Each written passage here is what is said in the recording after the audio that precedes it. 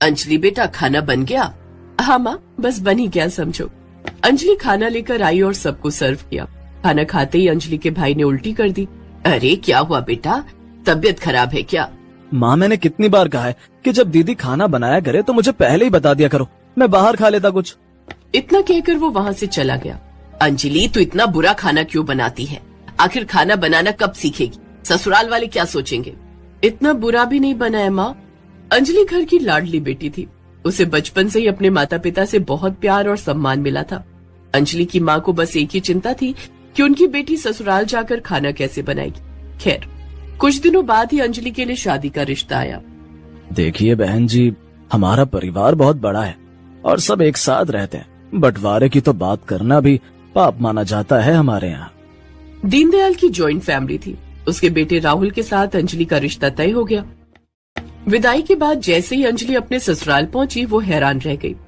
ये किस मोहल्ले में आ गई मैं? लगता है आसपास के लोग मिलने आए हैं। क्या हुआ अंजलि, क्या सोच रही हो?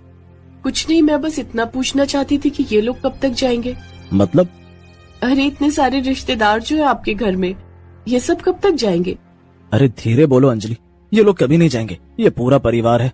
वो रही तुम्हारी सासू माँ, वो रहे ससुर जी, वो तीनों मेरे बड़े भाई यानी तुम्हारे जेठ, ये उन तीनों की पत्नियां यानी तुम्हारी जेठानियां, वो रहा तुम्हारा देवर और वो तुम्हारी दो प्यारी ननद।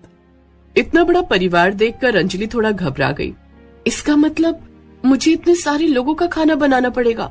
माँ सही कहती थी, खाना बनाना सीख ले। ये सोचकर ही अंजलि घबरा गई। खैर वो दिन तो बीत गया, लेकिन अगले दिन सुबह सुबह बारी आती है खाना बनाने की रस्म की। अंजलि बचपन से बहुत लाड प्यार से पली है, पर आज इतने बड़े परिवार में उसकी अग्नि परीक्षा थी। अरे बहू, आज पहली बार तू इस घर का किचन संभालेगी? हाँ माँ जी, मैं वही करने जा रही थी। अच्छा, वैसे क्या बनाने जा रही थी तू बहू? माँ जी मैं दाल चावल बहुत अच्छा बना लेती हूँ, वही बनाने जा रही थी। दाल चावल तो एक छोटा बच्चा भी बना लेगा। हमारे यहाँ दाल चावल सिर्फ कुत्तों को खिलाने के लिए बनता है, इंसानों के लिए सिर्फ पराठे बनते हैं। इतना सुनकर अंजलि को थोड़ी राहत मिली। पराठे बनाना तो मुझे बहुत अच्छी तरह आता है माँ जी। अभी तू नई नई आई है ना, इसीलिए सच्चाई से बेखबर है। कोई बात नहीं, मेरे लिए आलू का पराठा बना देना, क्योंकि मैं इसके अलावा कुछ नहीं खाती। पराठे का नाम सुनते ही सारा परिवार वहाँ इकट्ठा हो गया।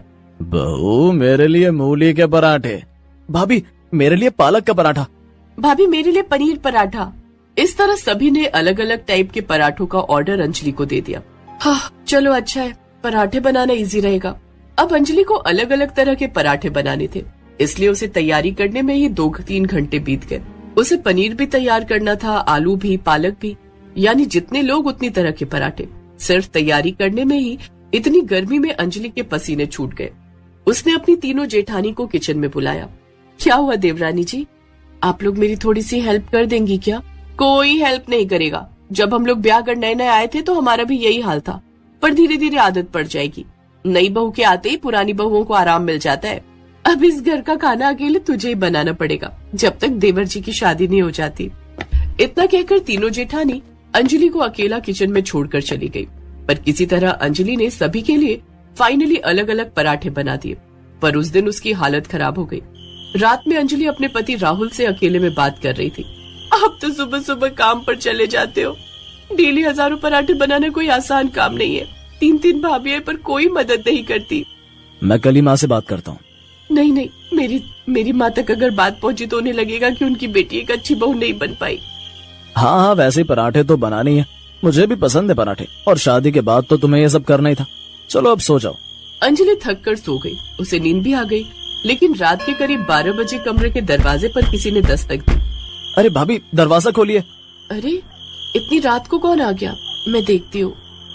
अंजलि ने दरवाजा खोला तो उसका देवर था, जो कि पार्टी शार्टी करके आया था। देवर जी इतना लेट हो गए आप? हाँ भाभी, आप जल्दी से मेरे लिए गर्मा गर्म पराठे बना दो, पराठे खा के उसके बाद सो जाता हूँ। अभी इतनी रात को पराठे बनाने पड़ेंगे मुझे? हाँ इतना चौक क्यों रही हो, यही तो काम है आपका, अब जल्दी बनाइए जाके। अंजलि ने आधी रात को फिर से पराठे बनाए। ऐसे ही अब हर दिन करना पड़ता था उसे। सुबह नाश्ते के लिए पराठे, फिर जितने लोग काम पर जाते थे उनके टिफिन के लिए पराठे। किसी को आधी रात को पराठे तो किसी को शाम को पराठे। दिन रात अंजलि हर रोज हजारों पराठे बनाती थी। उसकी हालत तो खराब हो जाती थी, पर किसी से कहती नहीं थी। एक रोज बर्तन धोते वक्त उसे उल्टियां आने लगी। राहुल और उसकी सास उसके पास आ गए। क्या खा लिया बहू जो इतनी उल्टियां आने लगी? मैं डॉक्टर को बुलाता हूँ माँ। अंजलि की उल्टियां रुकने का नाम ही नहीं ले रही थी। तभी डॉक्टर साहब आ गए। उन्होंने चेकअप किया और इंजेक्शन लगाया, जिससे अंजलि को उल्टी आनी बंद हो गई। क्या हुआ डॉक्टर? मुबारक हो मिस्टर राहुल, आप बाप बनने वाले हैं। राहुल उनकी बात सुनकर खुश हो गया। ख्याल रखना इनका इस गर्मी के मौसम में। जब भी कोई समस्या हो बहू को लेकर क्लिनिक आ जाना। इतना कहकर डॉक्टर साहब चले गए। बहू, इसी खुशी में आज रात तू हम सब के लिए जी भरकर पनीर के पराठे बनाएगी, जिसे हम सब दही के साथ खाएंगे, ताकि आने वाला बच्चा भी हम सब की तरह पराठों का शौकीन बने, परंपरा का पालन करे। अभी अंजलि पूरी तरह ठीक भी नहीं हो पाई थी कि वो फिर से हजारों पराठे बनाने में लग गई। माँ बनने की खुशी इतनी थी कि वो सारी तकलीफें भूल गई।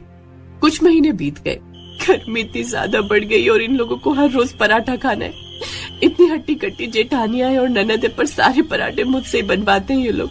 कभी कभी लगता है गलत जगह शादी हो गई मेरी। इसी तरह कुछ महीने बीत गए। हर रोज 1000 पराठे बनाते बनाते अंजलि की हालत खराब हो गई। गर्मी का पारा बढ़ रहा था। किचन में अंजलि पराठे बना रही थी कि तभी अंजलि के पेट से एक आवाज आई। माँ, मुझे बहुत गर्मी लग रही है, मैं मरने वाला हूँ। माँ जल्दी से कुछ करो, वरना मैं बिना आपका चेहरा देखे ही मर जाऊंगा। बचा लो इस गर्मी से मुझे। घबराकर अंजलि अपनी सास के पास गई और सारी बात बताई। ये कैसी बच्चों वाली बातें कर रही है तू? मैंने भी 8 बच्चों को जन्म दिया है, पर कभी नाटक किया? सारा काम अकेले ही करती थी मैं। बहाने मत बना, जल्दी से पराठे बना जाकर, सारे लोग आते ही होंगे। रात में अंजलि को पेट के अंदर से फिर से वही आवाज आई। माँ, मुझे गर्मी लग रही है, मैं मरने वाला हूँ। अंजलि ने ये बात सबको बताई, पर सबने उसका मजाक बना दिया। यहाँ तक कि उसके पति ने भी उसकी बात नहीं मानी। एक रोज उस बच्चे ने पेट के अंदर से बोलना बंद कर दिया। उसी दिन अंजलि के पेट में भयंकर दर्द उठा। माँ, इसे जल्दी से हॉस्पिटल ले चलना होगा। वैसे भी 9 महीने तो हो ही चुके हैं। वो लोग अंजलि को अस्पताल ले गए, पर चेकअप करने के बाद डॉक्टर ने कुछ ऐसा बताया जो सुनकर सभी के पैरों के नीचे से जमीन खिसक गई। मैंने पहले कहा था कि इस भयंकर गर्मी में बहू का ख्याल रखना, किचन में मत जाने देना, पर लगता है आप लोगों ने मेरी बात को हल्के में ले लिया। पर हुआ क्या डॉक्टर साहब? बच्चा पेट में मर गया। सभी लोग हैरान रह गए। सबसे ज्यादा अंजलि को धक्का पहुंचा। घर पहुंचकर अंजलि ने बोलना ही बंद कर दिया। उसे बार बार अपने बच्चे की वही बात याद आ रही थी कि माँ, मुझे बहुत गर्मी लग रही है, मैं मरने वाला हूँ। राहुल उसके पास आया। मुझे माफ कर देना अंजलि, हम लोगों ने तुम्हारी बात को मजाक समझा। अंजलि ने फिर भी कुछ नहीं बोला। उसने अपना बैग उठाया और सीधा अपने मायके चली गई। मायके में भी उसने कुछ नहीं बताया। इसमें हमारी ही गलती है। इस घर में इतनी सारी औरतें होने के बावजूद हमने उसके साथ जुर्म किया। हम सबको माफी मांगनी चाहिए। हमारी एक गलती की वजह से इस घर का आने वाला चिराग दुनिया में आने से पहले ही बुझ गया। अगले दिन सारे लोग एक साथ अंजलि के मायके पहुंच गए। उन्होंने अंजलि के माँ बाप को सारी बात बताई और अंजलि से माफी भी मांगी। उस दिन से घर की सारी औरतें मिलकर पराठे बनाने लगी। अंजलि ससुराल लौट आई। उससे किसी ने पराठे बनाने को नहीं कहा। इसी तरह वो खुशी खुशी ससुराल